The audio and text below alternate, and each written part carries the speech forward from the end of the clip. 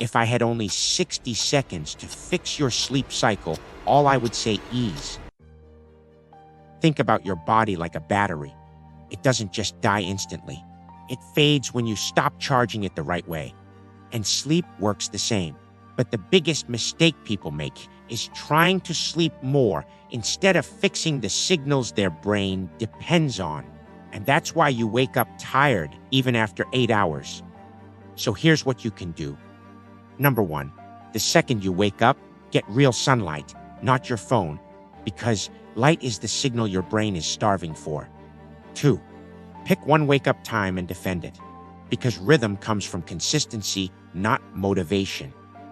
And 3, dim everything 3 hours before bed, because if your room is bright, your brain thinks it's noon and it won't slow down.